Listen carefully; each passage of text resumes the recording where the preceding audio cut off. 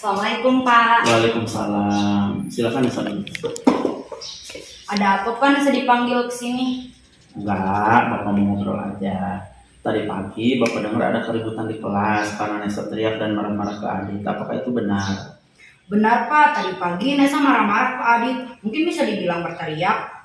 Kenapa Nesa melakukan itu?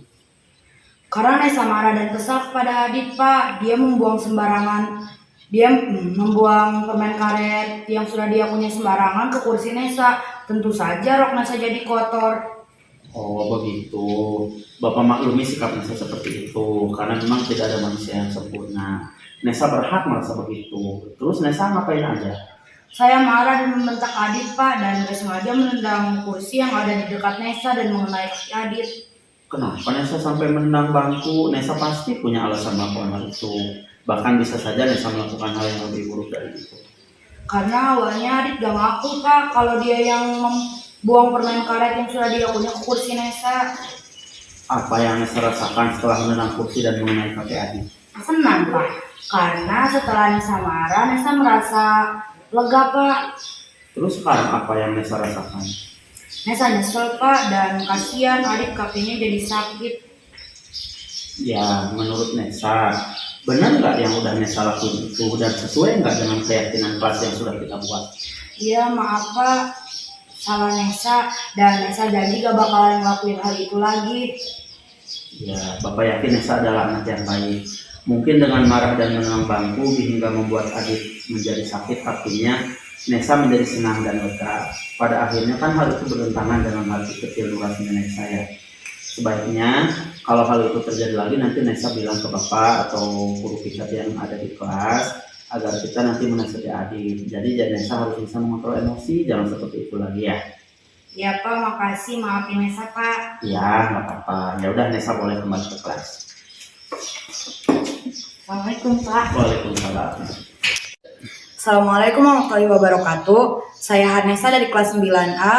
Terima kasih Pak Otom telah mengajak saya berdiskusi. Setelah berdiskusi, saya mengakui kesalahan saya dan tidak akan mengulangi kesalahan itu lagi di masa yang akan datang. Terima kasih Pak Otom.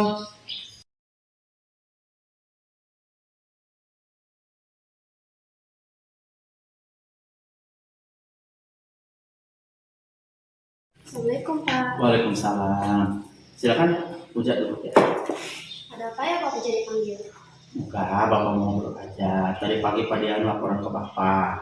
Katanya Puja tidak mengikuti upacara bendera, benar itu?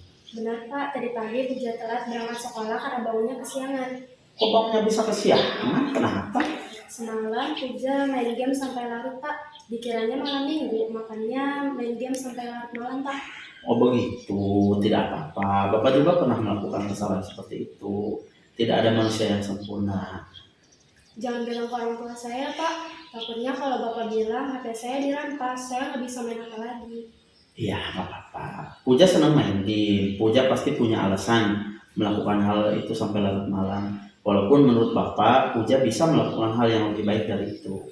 Iya Pak, dengan bermain game Puja senang dan melatih daya ingat lebih tajam, serta bisa berkompetensi dengan teman-teman secara daring.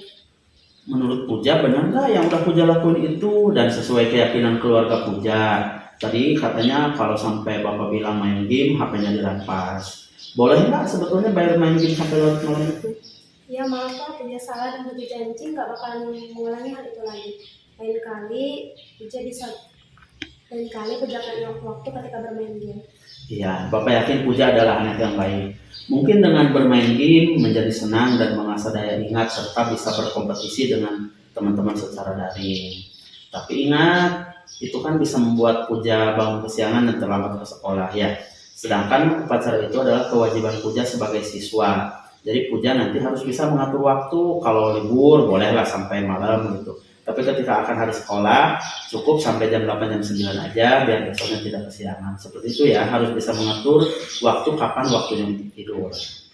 Ya Pak, makasih. Maafin Puja ya Pak. Iya, nggak apa-apa. Puja boleh kembali ke kelas. Makasih Pak. Assalamualaikum warahmatullahi wabarakatuh. Perkenalkan, nama saya Pujawati dari kelas 9B. Setelah saya berdiskusi dengan Pak Oto, saya merasa bersalah karena tidak bisa mengikuti upacara karena bermain game sampai larut malam. Dan setelah saya dinasihati oleh Pak Otong, saya sadar tidak akan melakukan kesalahan itu lagi di masa yang akan datang. Terima kasih Pak Otong.